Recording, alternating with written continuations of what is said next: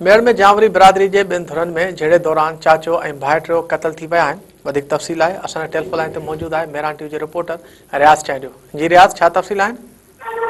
हाँ, मेहर में जावरी बिरादरी के बिन धुरन में तालुके अस्पताल मेहर भरसा झेड़ो थियो है, जंहिंमें ब ॼणा क़त्ल थी विया आहिनि। चाचियो ऐं भाटियो क़त्ल थी विया आहिनि। जंहिंमें इहो असां तव्हांखे ॿुधाईंदा हलूं त राधण वारे इलाइक़े जे ॻोठ गुलाम जावरी जे जावरी बिरादरी के बिन धुरन में हलंदड़ पुराणे तकरार तां झेड़ो थियो आहे, जंहिंजे नतीजे में ॿ ॼणा आहिनि, चाचियो ऐं भाटियो, उहे क़त्ल थी विया आहिनि। जॾहिं त इहे ॿई ॻोठ गुलाम जावरी जा ॿुधाइनि वञनि था पिया।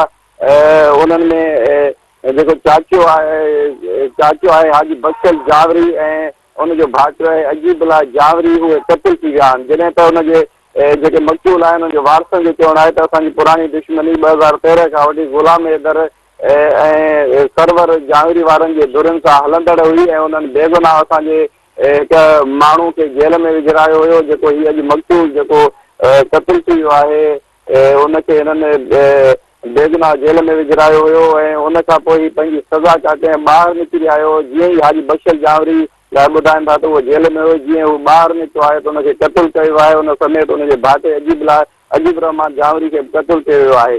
जॾहिं त मेहर जो ही विच शहर आहे, मुतल आबादी वारो इलाइक़ो आहे। तालुके अस्पताल मेहर गिंस वारो ही इलाइक़ो आहे ऐं हिते माण्हुनि जी तमामु घणी पीड़ हूंदी आहे। फायरिंग सबबि जेके आसपास जा दुकानदार आहिनि उन्हनि शटर पंहिंजा हेठि करे छॾिया ऐं दुकान उन्हनि पंहिंजा बंदि करे छॾिया। जॾहिं त तालुके अस्पताल मेहर गिंस में आयल जेके मरीज़ हुआ दवाउनि जे लाइ उन्हनि में पिणु हिकिड़ो ख़ौफ़ ऐं हिरास फैलिजी वियो। दहशत वारी जेका असां फज़ा हिते क़ाइमु थी वई।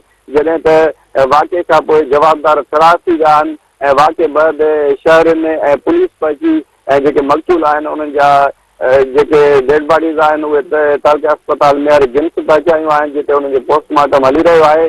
जॾहिं त जेके मक़तूल जी धुर आहे जावेर बिरादरी जा सवे माण्हू उते तालुके अस्पताल मेहर में पहुची विया आहिनि। जी रियाज़, तव्हांजी महिरबानी।